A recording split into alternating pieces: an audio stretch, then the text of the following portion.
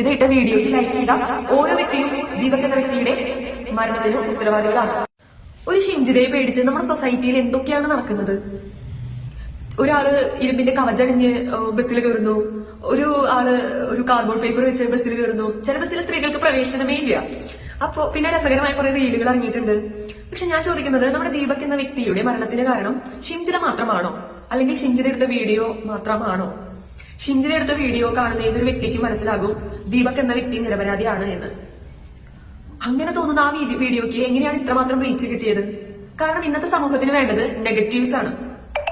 ദീപക് എന്ന വ്യക്തിയുടെ മരണത്തിന് ഷിംജിത മാത്രമല്ല, ഷിംജിത ഇട്ട വീഡിയോയ്ക്ക് ലൈക്ക് ചെയ്ത ഓരോ വ്യക്തിയും ദീപക് എന്ന വ്യക്തിയുടെ മരണത്തിന് ഉത്തരവാദികളാണ്.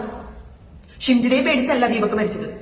ഷിംജിതയെ പിച്ച് ചീന്തിക്കൊണ്ടിരിക്കുന്ന ഇന്നത്തെ സമൂഹത്തെ ഭയന്നാണ് ദീപക് മരണപ്പെട്ടത്. ഈ സമൂഹത്തെ ഭയമില്ലായിരുന്നുവെങ്കിൽ ഇന്നും ദീപക് എന്ന വ്യക്തി നമ്മുടെ കൂട്ടത്തിൽ ഉണ്ടായത്. മെന്റൽ ഓർ ഫിസിക്കൽ അബ്യൂസ് സംഭവിച്ചു കഴിഞ്ഞാൽ അത് എങ്ങനെയാണ് പ്രതികരിക്കേണ്ടത് എന്നതിനെ പറ്റി നമ്മുടെ സമൂഹത്തിന് വേണ്ടത്ര ധാരണയില്ലാത്തൊരവസ്ഥയാണ് ഇന്ന് കാണാനായിട്ട് സാധിക്കുന്നത്.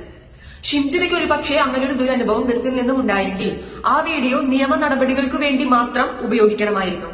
അതുപോലെ തന്നെ തനിക്കെതിരെ വന്ന ആരോപണത്തെ നിയമ നടപടികൾ കൊണ്ട് ദീപകിന് നേരിടാമായിരുന്നു. നിങ്ങളോട് എനിക്ക് പറയാനുള്ളത്, സ്ത്രീ ആയിക്കൊള്ളട്ടെ പുരുഷനായിക്കൊള്ളട്ടെ അല്ലെങ്കിൽ മറ്റേത് ജെൻഡർ ആയിക്കൊള്ളട്ടെ, നിങ്ങൾക്കുണ്ടാകുന്ന അബ്യൂസിനെ നിങ്ങൾ വളരെ വിവേകത്തോടു കൂടി ഹാൻഡിൽ ചെയ്യാനായിട്ട് ശ്രമിക്കാം. താങ്ക്